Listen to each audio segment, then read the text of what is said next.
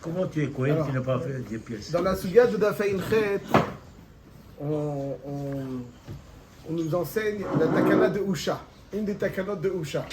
En quoi consiste la takana de Usha?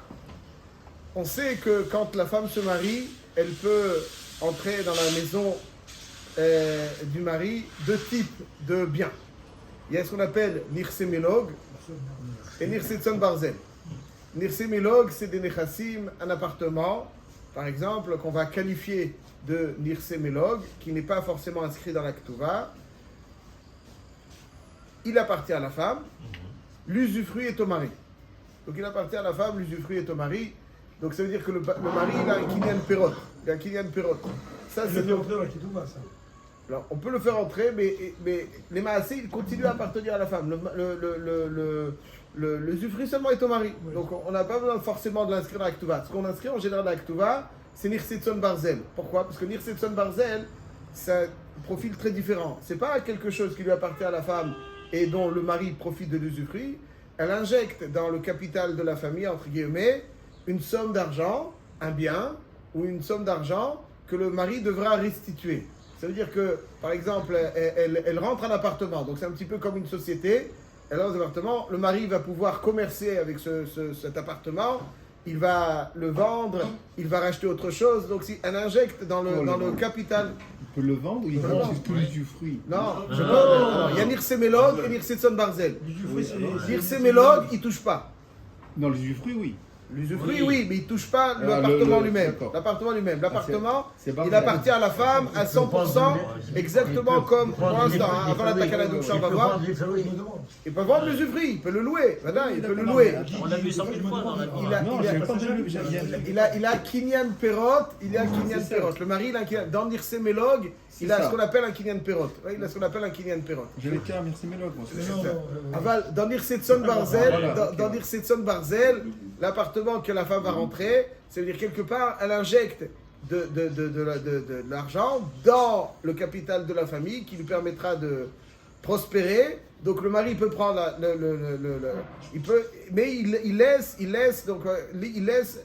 il se doit de restituer ce capital le moment venu.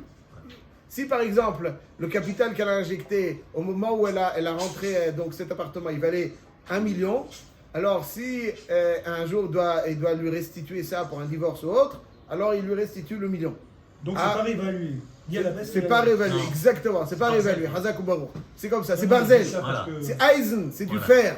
Ça bouge pas. Ça veut dire que là, voilà, c'est du Barzel. Exactement. Barre de fer, comme il dit M. Cohen. Donc, donc, elle rentre, c'est immuable. Ça veut dire que ça, si ça augmente, comme où vous avez dit, ça considérablement augmenté. Non, il y a un endroit où et on lui avait proposé d'acheter, ça, il n'a pas acheté, il regrette jusqu'à aujourd'hui. Mais, donc ça... Comme les pièces, ça rappelle donc si ça augmente, mais si c'est comme un sarcelle, ça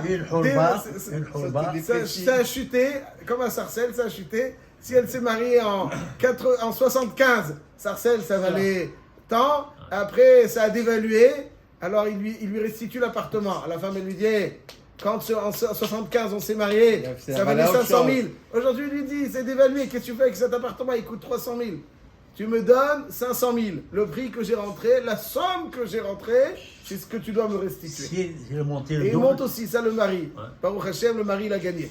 Mais si ça a descendu, c'est-à-dire que le Ikaron de Nirsetson Barzel, c'est un injecte dans la capital, c'est-à-dire qu'il pourra commercer avec. Dans Nirsemelog, c'est juste l'argent de poche. L'argent de poche. L'argent de poche, ça veut dire qu'il peut lui-même en profiter, il peut le louer, il reçoit de l'argent, mais il ne peut pas constituer le capital de la famille avec lequel il pourra commercer, etc. Ça, c'est Nirsemelog, ça, c'est Nirsetson Barzel. Et pour Nirsemelog, s'il augmente, c'est pour la femme, s'il baisse, c'est pour la femme. Voilà, tout à fait. Voilà. Ça se fait, c'est à elle. C'est à elle. Donc, comme c'est à elle, on n'a pas forcément besoin de le rentrer dans la Ketouva. Pourquoi? Parce que c'est à elle. Comme c'est à elle, ça continue, c'était à elle, ça continue à être à elle. Le Nirsetson Barzel, qu'il faut impérativement l'évaluer au moment du mariage, là, il faut l'inscrire dans la Ketouva. Parce que tu ne sais pas combien ça valait au moment du mariage. Donc là, il faut dire, voilà, elle a rentré telle et telle chose, et on évalue à tel et tel, donc il devra lui restituer 1 390 000. Ouais, ça, tu es obligé d'évaluer, parce que c'est pas l'appartement en lui-même qui doit, il doit une somme, puisqu'elle lui a injecté un investissement qu'il devra restituer. Ah, ça, il faut impérativement le marquer dans l'actoire. Mirse Milog, ça elle. Si elle a rentré à Mirse Milog et à Sarcelles, ça a dévalué, il lui dit tiens, reprends ton bien. Et si son ipsimologue de Sarcelles, elle a vendu pour acheter quelque chose à Marseille. Elle n'a pas le droit de le vendre. Elle n'a pas le droit de le vendre. Elle n'a pas le droit. Alors là, c'est ça. Chazak ou Baou. Chazak ou Baou, monsieur Cohen. Voilà, c'est ça On la est arrivé, question. on est arrivé. Il peut le vendre. Si la femme, Donc, on fait un il gros accepte, je gagne quelque chose si la femme aujourd'hui. il accepte qu'elle On va le un vende, gros. il peut vendre. Alors attendez, là on arrive. Si la Dans femme- Nirsetson Barzel, elle a injecté un investissement, c'est le mari qui gère. C'est fini. Nirsetson Barzel. Voilà. Maintenant dans Nirse Melod. Et là on arrive dans Nirse Melod. La femme, elle projette des fois des choses. Elle va chez quelqu'un, elle lui dit écoute, mon mari il a l'usufruit. L'usufruit, je ne peux pas y toucher. Mais dans la halakha, on distingue toujours le gouffre et ses pérotes. Le keren, le gouffre et ses pérotes. Donc les pérotes, ils sont au mari, tu peux pas. Mais ils sont au mari. Même l'usufruit, le kinyan pérote qu'il a, c'est un kinyan pérote pendant un temps limité. Je donne un exemple. Quelqu'un qui souhaite transmettre à son enfant ou à quelqu'un d'autre un bien qu'il possède aujourd'hui après Me'avesrim. Il veut déjà le lui donner. Alors comment il fait? Comment on peut donner? Alors il veut en profiter jusqu'à 120 ans. Mais il veut en même temps qu'après 120 ans, ce bien lui appartienne. Comment est-ce qu'il fait? Alors le cas le plus simple, c'est donner à cette personne Mehayom ou la Harmita. Ça veut dire quoi Mehayom ou la Harmita? C'est Mehayom ou la Harmita. Le pshat il est Gouf Mehayom et Perot la Harmita. Ça veut dire, Rabbi Akiva Eger il explique que le Gouf, il le lui donne déjà aujourd'hui de façon totalement révolue. Le Gouf, le Kinyan Gouf. Les pérotes, l'usufruit, il se les laisse jusqu'à 120 ans. Après 120 ans, donc ça veut dire qu'on peut avoir un kinyan pérote limité. Faisons bien attention. Limité dans le temps. Donc la personne qui offre se laisse ce kinyan pérote parce qu'elle souhaite profiter encore, mais il y a un concept de kinyan pérote limité. Donc il faut bien faire attention. Dans la halakha, il y a deux domaines. Il y a le domaine du kinyan agouf et celui du kinyan pérote. Le kinyan agouf, d'après le Rov des Poskim, on ne peut pas avoir Kinyan Agouf Lezman. Ça n'existe pas un Kinyan Agouf Lezman. Normalement, c'est le Kinyan Agouf toujours. Avec le Kinyan Perot, on peut avoir ça Lezman. C'est pour ça que dans Me'ayom ou la Harmita, donc il lui donne le Gouf Me'ayom et les Perot, la Harmita. Ça veut dire que les Perot, ils se les laissent jusqu'à la Harmita. Non, comment fonctionne l'Irsemilog? Normalement, si ce n'est la Takana de Usha, normalement, le Kinyan Perot est au mari. C'est le din de l'Irsemilog. Le Gouf appartient à la femme. Donc conformément, donc le mari, attention, il a le kinyan perot pour un temps, pour une durée limitée, jusqu'à un divorce éventuel ou jusqu'à son décès. Donc il a un kinyan perot limité. Alors le gouf appartenant à la femme, le kinyan perot du mari étant limité, alors c'est ça son kinyan. Après, faisons bien attention. Évidemment que si rien ne se passe et le mari hérite sa femme, mais c'est un héritage. Ça veut dire qu'aujourd'hui, du vivant de la femme, si je devais déterminer les kinyanim de Nirsemélog, j'aurais déterminé, avant la Takana Doucha, j'aurais déterminé le gouf appartient à la femme, le kinyan perot jusqu'à la ptira ou jusqu'au divorce appartient au mari. Donc le mari, comme Me'ayom la Harmita, il a un kinyan perot limité. Ceci donne une marge à la femme qui pourrait lui donner la possibilité de vendre à quelqu'un. Il lui dit écoute, si le mari, donc dès qu'il y aura un décès quelconque ou bien un divorce, c'est toi qui bénéficieras de ce terrain. Ça veut dire que le gouffre, les droits de la femme, elle les donne à quelqu'un. Et c'est possible, c'est du concret. Il y a un kinyan à gouffre. Ah, maintenant il ne peut pas avoir les pérotes. Le gouffre, il lui mènera les pérotes à la main. Donc ça veut dire que si une femme, elle vend son appartement qui est défini comme étant nirsemélog de son vivant, alors les conséquences seront que même si elle meurt, elle ne laissera pas son mari l'hériter. Elle empêche son mari d'hériter. Donc il perd après la mort de la femme. Il perd. Il ne gagne pas. Voilà. Il aurait pu, ça veut dire, c'est à la femme. Le nirsemilog est à la femme. Le mari, il a juste kinyan agouf. Kinyan perot. Ah, il a kinyan perot. Mais c'est d'ailleurs. Alors la femme, elle dit, mon cher mari, il a le kinyan perot, je ne touche pas à ce qui lui appartient. Ce qui lui appartient, c'est kadosh. Aval, ce qui m'appartient, c'est à moi. Moi, je vais chez Rouven, je lui dis Rouven, tiens, je te vends le gouffre. Quand est-ce que je pourrais l'exploiter? En cas de décès de la femme ou en cas de décès aussi du mari, puisque finalement du mari c'est fini. Donc, voilà. Ou de divorce, ou de divorce. Et si elle fait une plus-value à la bonne femme maintenant? C'est un acheteur, c'est le gouffre. À la bonne femme, ça reste à la bonne femme au gouffre. Oui. Le gouffre est toujours à la femme, donc elle vend ce qui lui appartient. Elle vend ce qui lui appartient. Le mari, il a juste le Kinyan Perron. Celui qui a Ça, acheté, c'est qu'est-ce qu'il va gagner? Je viens de le dire, mon cher ami. Après 20 ans. Ouais, c'est pas grave, 30 ans. vous savez C'est ce qu'on que appelle le viager.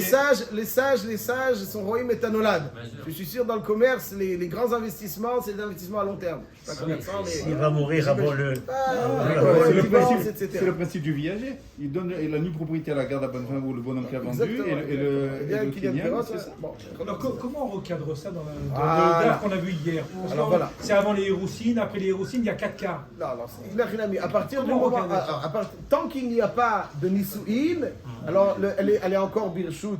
Avia, le mari, il n'est pas Yoreshota, il n'a pas de Nirsemelog, il n'a rien du tout. D'accord, C'est ça, c'est uniquement, ça. voilà, les Hirousines, c'est une réservation. C'est ça. C'est pas encore, elle est chez Ish, parce qu'elle est réservée. Bon, maintenant, si c'est avant les Héroussines, mais qu'elle veut vendre après les Héroussines, Alors, ça, il y a un marloquette là. Si elle veut vendre après les Hirousines, Asbaï Karon, il y a relié que le mari il connaît déjà des Hirousines Bah oui. pour après. Il n'a rien à mis.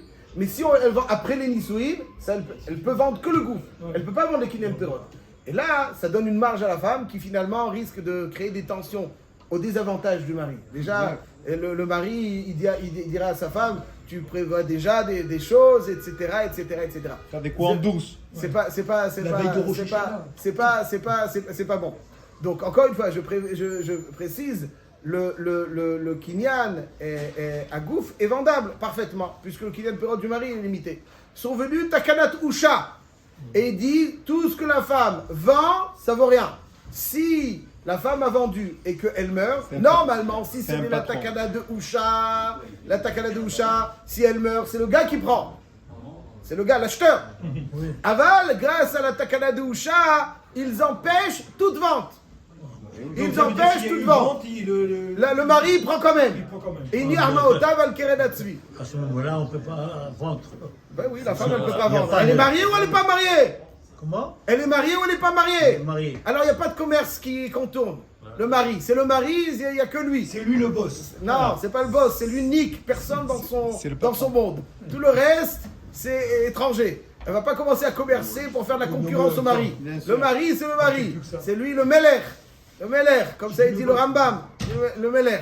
Elle, c'est une Malka. Ah bah lui, c'est le Meller. Si la femme Hubert, il ne Hubert. vend pas de Il va rentrer en même temps. C'est moi la le bel nourriture à Ah. sa femme, s'il est avare, Ça, c'est une autre histoire. Ça, on en a parlé hier. que Mais Baruch les barbels, Hashem, ça. Israël, ils sont pas comme ça. à 99%, ils sont là. En tout cas, voilà. Donc, ça c'est la takana de Usha. Donc, si je demande en quoi consiste la takana de Usha, elle consiste à renforcer le lien entre le mari et la femme, qu'il n'ait pas de sentiment qu'elle peut commercer parallèlement à lui. De telle façon à ce qui est, si elle vend, l'acheteur sache. Il n'est pas- Toi, tu dis, l'acheteur sur quoi tu comptes? Que si elle meurt, tu veux un truc? Non, sache que si elle meurt, la femme, tu n'auras strictement rien. Maintenant, il y a une marloquette entre le Rambam et le Roche. Quel est le guédère de Takana de Usha? Et quel est le guédère de Takana de Usha? Alors, quel est le guédère de Takana? Donc, à Takana de Usha, le résultat est clair. Et si elle divorce? Alors, si elle divorce, là, il devra le restituer. Il y a regarde, ça marche. Pas dans le cas de mort, Voilà. c'est lui qui est Yoreshota. Voilà, c'est ça la Takana de Usha. S'il divorce, elle doit lui ça, rendre. il a quand même- Ah, s'il doit lui rendre, elle doit lui rendre. Vous avez raison, il y a quand même un truc. Mais il y a Choliot que même si elle divorce, il y a Choliot que c'est pas, la Mechira, elle n'est pas bonne. Choliot, la Mechira, elle n'est pas bonne. Choliot qui pourra ensuite lui rendre, mais Choliot, la Mechira, elle est bonne. Mais en tout cas, dans Yerusha, Vadaïk, ça marche pas. Donc, ceci étant, il y a une marloquette entre le Rambam et le Roche. Quel est le Geda de la Takana de Usha? Est-ce que le pshat il est que Usha ils ont été mitakilim, que même le gouffre appartient au mari, le gouffre appartient au mari, jusqu'au divorce il devra le gouffre, ou bien ils ont dit que Kinyan Perot qu'est Kinyan Agouf. Ça veut dire que normalement le Kinyan Perot, d'après Rabbi Yochanan, il y a une idée comme ça, que le Kinyan Perot c'est lui qui neutralise une possibilité de transaction. C'est-à-dire celui qui a l'usufruit, il maîtrise l'objet, et l'autre, c'est-à-dire il y a une marloquette Rabbi Yochanan et Resh Lakish, pour dire les choses plus simplement. Est-ce que Kinyan Perot qu'est Kinyan Agouf d'Amé? Ça veut dire, qui est-ce qui est considéré propriétaire, entre guillemets? Est-ce que c'est celui qui a le gouffre ou l'usufruit? Rabbi Yochanan, il dit Kinyan Perot, que Kinyan Agouf Dami. Resh Lakish, il dit que Kinyan Perot, là, que Kinyan Agouf. Là, la Chaï ici, elle est comme Resh Lakish. Et là, ça veut dire que Kinyan Perot, là, que Kinyan Agouf. C'est le Baal Kinyan Agouf qui est lui propriétaire qui peut faire des transactions. D'après Rabbi Yochanan, tu ne peux pas faire de transaction si tu n'as que le Gouf. C'est pas toi le maître de l'objet. D'après Resh Lakish, Kinyan Perot, comme on a dit, là, que Kinyan Agouf. Mais là, ils ont dit que Kinyan Agouf. Donc ils l'ont empêché de vendre. Ils l'ont empêché de vendre. Le gouffre n'appartient pas au mari. Il continue à appartenir. Ils ont juste neutralisé. C'est-à-dire, d'après le Rambam, je pense, ils ont neutralisé la capacité de transaction. Mais le gouffre continue à appartenir à la femme. Mais la capacité de transaction a été neutralisée. Mais la femme ne fait rien avec le gouffre. Elle peut rien faire. Voilà, elle peut rien faire. Elle a un truc statique. Voilà, elle a un truc statique. Voilà. Ça neutralise en tout cas la capacité de transaction. C'est ça l'objectif. Voilà. Par contre, d'après le Roche, ils ont fait que le gouffre appartient dorénavant au mari complètement. Nafkamina, donne un nafkamina qui me revient en tête, c'est la nafkamina suivante. Ma'adin, si le mari lui-même décide de vendre aujourd'hui, donc là on renverse la tendance. Le mari lui-même décide de vendre aujourd'hui, en cas de décès de son épouse, il décide de vendre la chose, le gouffre. D'après celui qui dit qu'il a le gouffre, ça devrait marcher. Mais d'après celui qui dit qu'il y a un perot, qui est Kinyan Agouf, donc lui il n'a pas le gouffre, il ne peut pas vendre ce qu'il n'a pas. Seulement ça neutralise. Vous aviez qu'elle héritait d'elle. Il vend aujourd'hui, à la mort de la femme, il hérite. Non, je parle maintenant aujourd'hui. Voilà. Donc on inverse la tendance. Bientôt, quoi. Voilà, peut-être. Alors il vend aujourd'hui. Il lui dit si elle meurt, c'est toi qui prends. Pareil aussi, en cas de divorce, il y a un problème parce qu'elle le récupère. C'est possible. En tout cas, il achète. Al-Tzad qu'elle meurt. Il achète. D'après celui qui dit que d'après le Roche, si je me rappelle, c'est le Roche qui dit que il est zoché dans le gouffre. Il peut le vendre. D'après le Rambam, c'est juste qu'il y a une période qui a la goutte. Donc d'après le Rambam, c'est intéressant. C'est-à-dire que la takana de Husha a neutralisé de part et d'autre. Tu ne peux pas commercer dans des biens de Nirsémélog pendant un mariage. Ni elle, parce qu'on a neutralisé, ni lui. Alors il peut vendre le pérote, évidemment, bon, ça c'est... mais il ne peut pas vendre le gouffre. Donc récapitulons. Ce qu'on voit ici dans cette suga de Dafaïnchet, c'est la chose suivante. C'est que Baïkaron, dans Nirsémélog, le mari, il n'a que le pérote. Oui. Et donc s'il n'a que le pérote, tant qu'ils sont mariés, il a les pérotes. Donc c'est un temps limité. Donc Baïkaron, la femme, elle aurait pu vendre le gouffre de telle façon à ce que l'acheteur, l'acquéreur, pourra en profiter de qu'il n'y a plus ce mariage. En cas de divorce ou en cas de décès. Ça, c'est avant Takana Tusha. Après Takana Tusha, Chazal ont neutralisé la capacité de vente de part et d'autre, de telle façon à ce que, même si la femme a vendu du vivant du mari et qu'elle meurt finalement, le mari l'héritera. C'est le mari qui l'héritera au final, parce qu'ils ont neutralisé cette capacité de vente qui était avant la Takana Tusha.